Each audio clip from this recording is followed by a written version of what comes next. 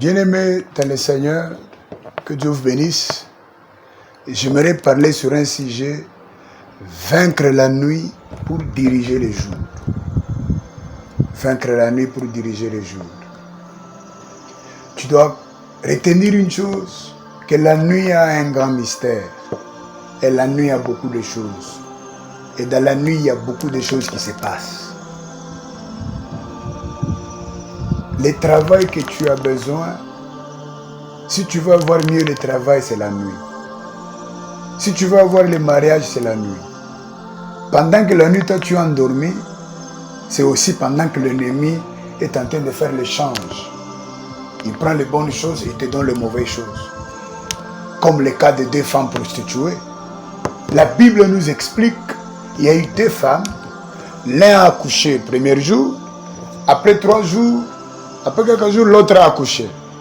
Mais l'autre qui vient d'accoucher, dans la même nuit, il s'est endormi. Elle s'est endormie sur son fils et le fils était mort. Elle s'est réveillée promptement la nuit pour aller chez sa voisine, aller prendre le fils qui était vivant et mettre son fils qui était décédé. Bien-aimé dans le Seigneur, la vie que tu as, on t'avait changé ça la nuit. Les difficultés que tu as là, on t'avait changé la nuit. C'est pourquoi la nuit, tu ne peux pas dormir comme tout le monde. C'est pourquoi la nuit, tu ne peux pas être distrait.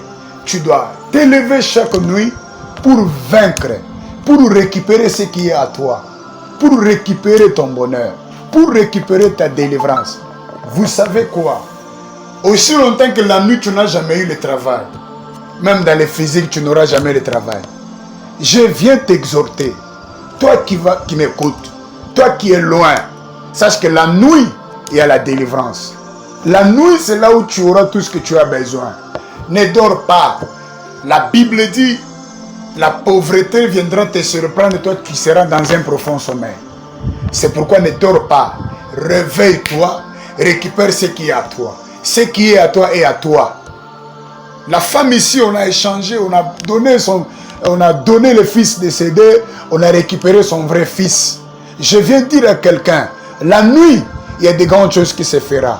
Ne dors pas la nuit, il y aura ton mariage. Ne dors pas la nuit, tu auras un bon travail. Ne dors pas la nuit, c'est la nuit que tu auras la force du ministère. C'est la nuit que tu auras la force de la prière. Ne dors pas la nuit. Tu dois faire un effort de vaincre la nuit pour diriger le jour. Pour diriger le jour, c'est mieux de vaincre la nuit. Vous savez, dans ce monde ici, les grandes décisions se passent la nuit. Même dans la politique, même dans n'importe quel domaine, les grandes affaires, ça se traite la nuit.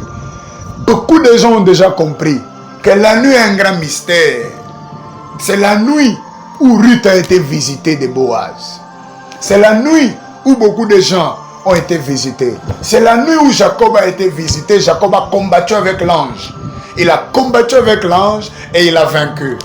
Bien-aimé dans le Seigneur, je viens t'exhorter. Tu dois vaincre la nuit pour avoir ton travail.